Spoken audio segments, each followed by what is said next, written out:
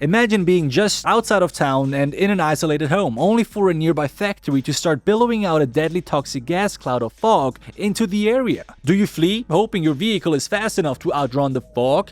Or do you stay, praying you and your friends can make the house airtight long enough to survive the night? Or is there another danger lurking even closer that you overlooked? Well, we'll look at these options and more as we figure out how to beat Fog City in, you guessed it, Fog City 2023. Let's go. Our film begins with two college students at a restaurant giving a ham-fisted exposition about their current state of affairs. Doesn't bode well for the rest of this film. This is Georgia and Regan, best friends and local residents of this small island town. Georgia, though, is ready to leave it the moment she graduates, as her family owns some sort of chemical factory there, and she is relentlessly mocked and teased for that fact from the other kids at school. A bit of an odd thing to poke fun at, but I have seen bullies target for less. Seeing how rich and well off her family is thanks to that factory, though, I feel like those who make fun of her are actually just jealous. Not that I blame them. So how exactly do they harass her about this factory? Well, they all claim it will explode and release a poisonous vapor that will drive everyone to madness. Oddly specific. Especially considering no one, not even Georgia, knows what is being made inside the factory. They just know that it's something hazardous thanks to the warning signs. Suddenly, a cloud of smoke starts billowing from the kitchen and everyone rushes outside. But this was no fire accident, just two classmates, Robbie and Jimmy, pulling another hilarious jape to mock Georgia, claiming her father's factory finally blew up and they'll all soon go mad. Guess they were onto something though, as she shows them just how mad she has become by kicking the crap out of them. Well, it's nice that she stands up for herself at least.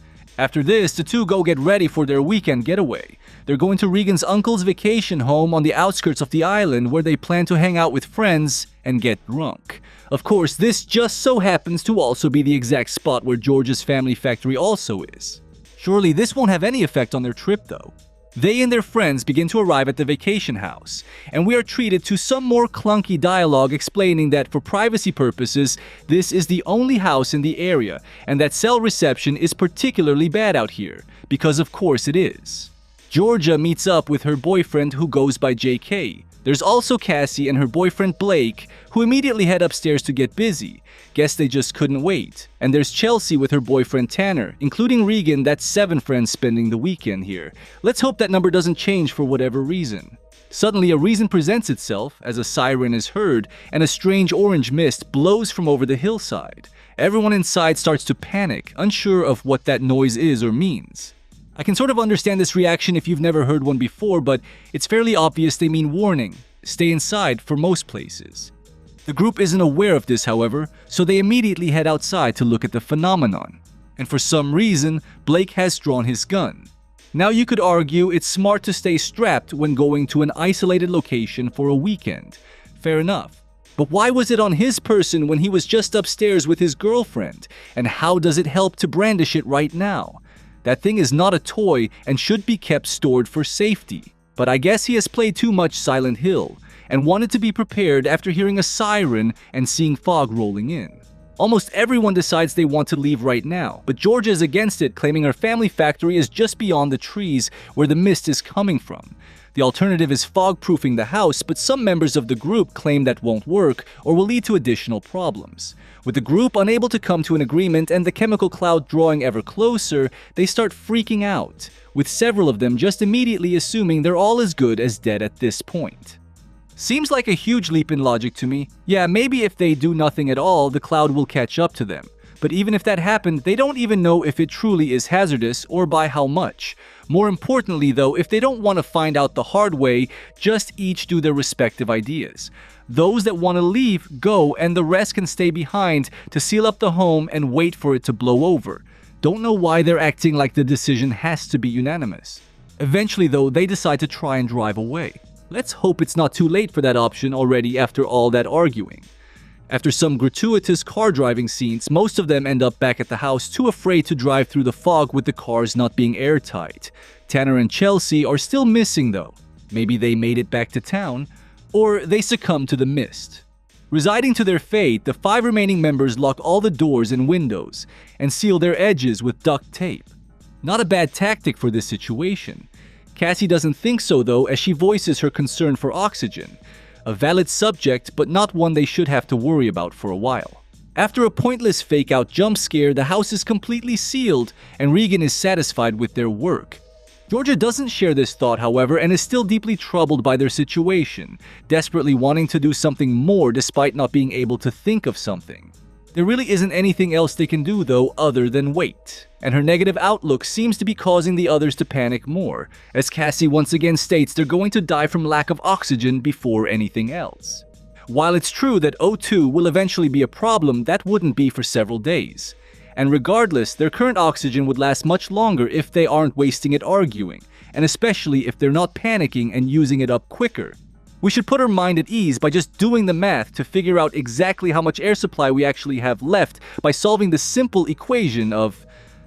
Oh, yeah, I'm not doing that. But I can say that twice as many people inside an area half their current size would still survive for at least 24 hours.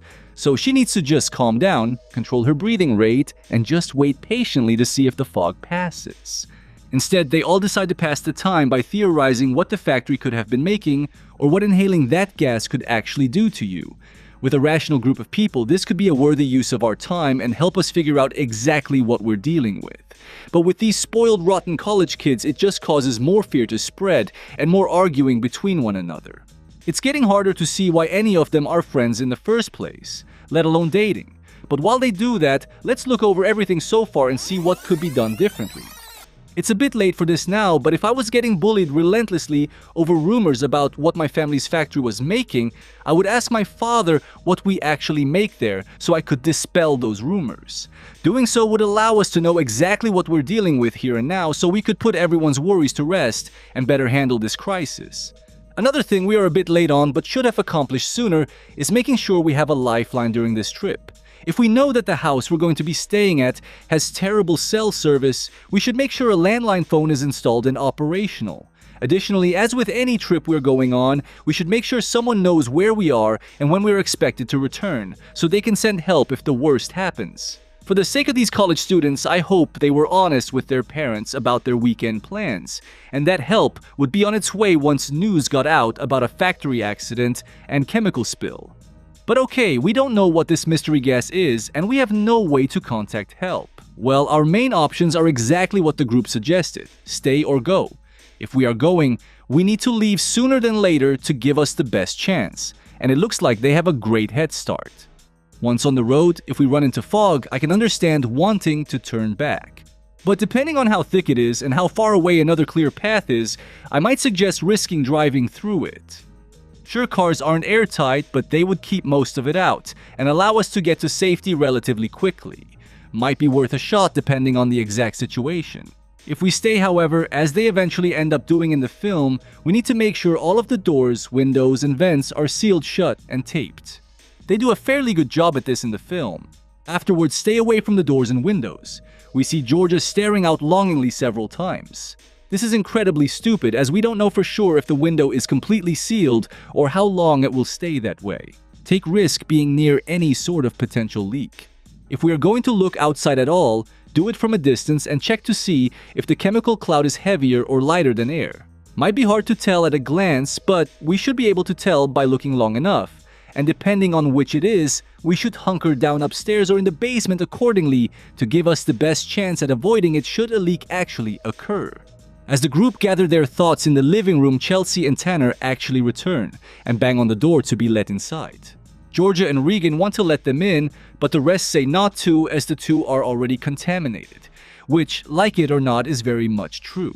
However, the pair don't seem to be suffering any adverse side effects from exposure and appear to be of sound body and mind. Regardless though, Georgia claims they can't leave them out there to die, acting like everyone else is a monster for making the sensible decision. I mean, if that stuff is toxic, the pair will only potentially expose the others to it. If they're already in the fog anyway, they should just get back into their car and drive through it to town, heading to the nearest hospital for decontamination and a checkup. No reason to head back to the summer home to begin with. That will only potentially get everyone else sick. Instead, Regan comes up with a decent compromise as she sends the pair to the side door to an enclosed patio section of the house. Perfect. This allows for the couple to be out of the fog, yet isolated from the rest of the house in a quarantine area so no one else gets contaminated. This isn't good enough for everyone though, as Tanner and Georgia want the couple all the way inside, while Blake threatens everyone with his firearm to keep them out. Someone should really take that thing away from him before he accidentally ends someone. Eventually though, Regan is able to keep the peace and they all agree to stay in their separate sections. Good. But that peace doesn't last, because now for whatever reason, of all times, places, and situations, JK starts vocalizing his complaints to the entire group about never having been able to sleep with his girlfriend. He even compares her to a car he never got to ride, and is jealous that the other couples are getting to have happy fun time before their last day on this earth. Georgia is understandably disgusted by this, but all of the other friends actually encourage her to go through with it. Is there a gas leak in there or something? How can they all sit there and try to peer pressure her into giving it up, and in such a crude way? I mean, I can understand encouraging couples to be with each other if this is the end, but not only is it way too soon to call it that, but that's not exactly a good excuse to start going at it like rabbits. These folks really don't seem like good friends, a point they soon confirm, as Regan claims she will bang JK if no one else will. Thought that comment was just a bluff based on the argument, but no. She actually takes him upstairs and they're really going through with it. To her credit of what very little she has at this point, Regan does immediately apologize afterwards. Seems she instantly regretted her decision and isn't sure if it was fear or maybe the fog that has come over her, but she claims she's not herself right now. Georgia, how should I put it, doesn't accept her apology as she chokeslams her former friend onto the counter and begins wrapping the hose around Regan's neck. JK attempts to intervene but is kicked away. Apparently that kick was a critical hit, because he just stays down. Blake also tries to intervene with his sidearm, but Cassie stops him from firing.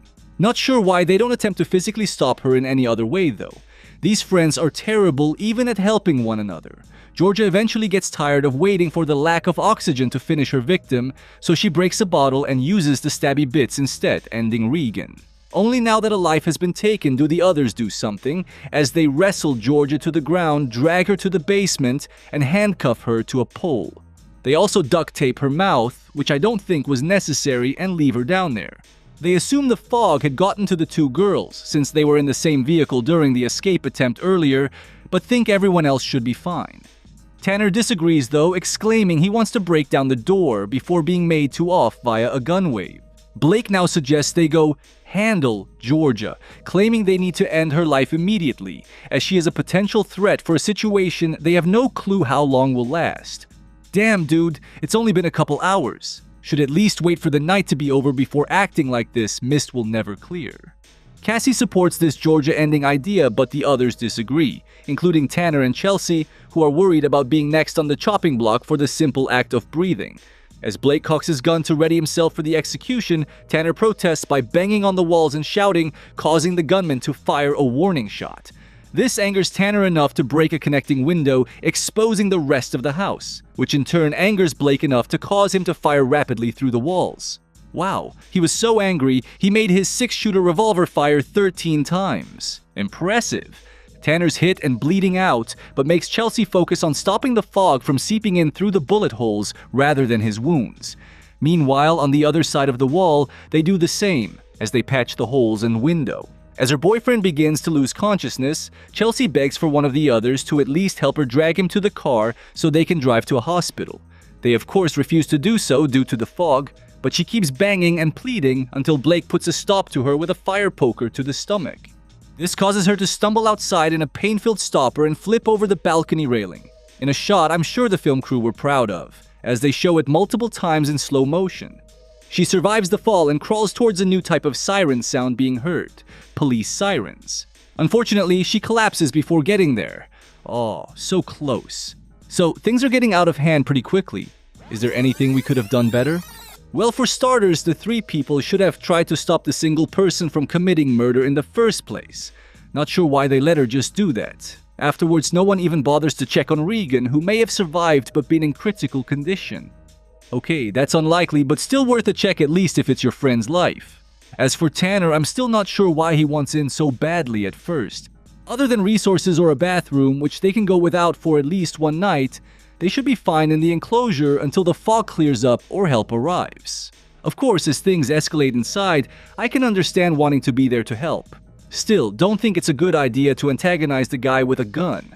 Unless, of course, that was the goal, to distract them from harming Georgia. In which case, that is incredibly noble. And incredibly stupid. Speaking of incredibly stupid, I'm not sure where Blake's urgency in ending Georgia is coming from. If she was turned by the fog, it might have a cure or even wear off over time. If it wasn't fog and just a normal rage reaction, the cops should be the ones to handle her once the crisis is over. Either way, she's not hurting anyone down there, and they could always take shifts watching over her to make sure she doesn't attempt an escape. Okay, the only teeny tiny bit of credit to his pro-skull emoji idea is that if Georgia is infected, she might be contaminating the rest of the air as she breathes. Don't think that's true, but if you want to be extra cautious against that, seal up the basement door with tape and lock and barricade it so it becomes a quarantine zone, much like with Chelsea and Tanner. And on that note, Chelsea was smart in wanting to get Tanner to a hospital but shouldn't have kept pressing the person who just is actively attempting to end his former friends. Or at least pay attention when they're approaching with a potentially deadly weapon.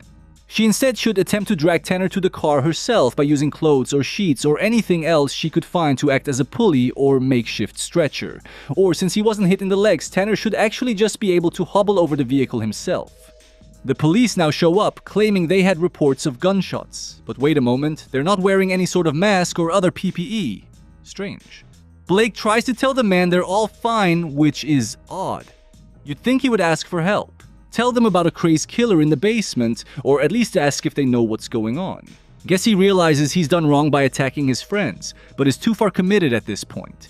The officer tries to enter regardless, stating he doesn't need a warrant if shots were fired. So Blake gives him another one to listen to, and shoots through the door in the man's dome. The cop's partner didn't like that and starts blindly blasting in return, clipping Cassie and JK before being chased off by returning fire. Having retreated to cover and not called for backup or to report their partner's demise, the cop finds this to be the best time to break into the house through the basement. I don't suspect that's proper procedure, but you do you, officer. While investigating the place, he is soon jumped by Georgia brandishing a large knife. Apparently, she escaped the cuffs by dislocating her wrist, and has been waiting to attack the first person to enter, which happens to be this poor guy just doing his job. Meanwhile, the others have all retreated to the upstairs bathroom and sealed it shut. But JK leaves because he wants to check on Georgia. Why now of all times? And with the house compromised and fog pouring in, you're guaranteeing exposure to yourself. A fact that Blake reminds him as he warns he may not let him back in. Of course, he's not going to have to worry about that fact as JK is next to be jumped by Georgia as she officially breaks up with him via an axe. Back upstairs in the bathroom, the two remaining survivors are patiently waiting for JK's return when they hear some unexpected knocking instead. It's Georgia making her own way to the bathroom wall with her trusty axe. For some reason, she makes this hole at around eye level. Makes it a bit harder to climb through, but she manages after of course disabling Blake by throwing her weapon in the hole first. People sure do get stun-locked easily in this film. Once inside, she retrieves her weapon before axing him a question. She next violently beats Cassie to death with the toilet before finishing Blake with his own gun. And no, not with bullets, but like, with the actual gun itself via suffocation. And of course, now with all victims deceased, the fog conveniently clears. So yeah, that didn't even last the entire night. The group couldn't even survive that long being trapped with one another. As she heads outside and into a vehicle, the prankster guys from the opening of the film, Tweedledee and Tweedledum, choose this moment to be walking by in the middle of the night. But guess why they're actually here? They were playing yet another epic prank. The fog we saw, just some smoke machines and lights. The siren we heard, just one bought online and played at max volume. That's it. This entire night all started as just a joke by them. No one went mad, and no one was in danger of poisonous vapor. And for some reason, these two are only just now walking by and weren't even checking in on the results of their actions. You'd think they'd want that gotcha moment of revealing the situation, or to at least watch and revel in the chaos they caused. Well, just like before, Georgia shows them just how mad she has become, but this time by ending their existence with a knife. The guys really never learned to run away from the person they're pissing off, huh? Afterward, Georgia gets into a car and drives it to the family factory as she rams her vehicle into the giant tower outside and causes a containment breach. And just as we hear a ghoulish growl, the film fades to black. Dang, that probably would have been a much more interesting movie to see. But this is the one we got, so let's go over the events one more time. The cops showing up unmasked should have been a major clue that no hazard had actually occurred. Had we just cooperated with them, or even just talked to them through the door about the incident, we would have quickly learned everything was fine. After that, it's just a matter of handling the murders that had occurred, which may have even been considered voluntary manslaughter given the situation, carrying a less severe sentence. Not sure why Georgia felt the need to end everyone, including an innocent cop. Sure, her friends were awful, but that doesn't mean you have to end them. Just go make some better friends and move on. Maybe it was a placebo effect, and she wanted to believe she was actually rage-induced by the fog. That, or she just snapped from the situation, combined with her friends' reactions to it. Regardless, had the other members of the group actually stuck together and actually helped each other out, I doubt she would have been able to take them all on from her position outside the bathroom. But we already saw how poor this group of so-called friends is when it comes to helping one another while Regan was being taken out. Well, technically someone survives at least. But if this group had remained calm and rational, and not to mention civil towards one another, maybe they all could have made it. Let this be a lesson to choose the right friends. Keep the best company and be careful who and how you prank people. Let me know what you think. Thanks for watching, guys. Binge another one and peace out.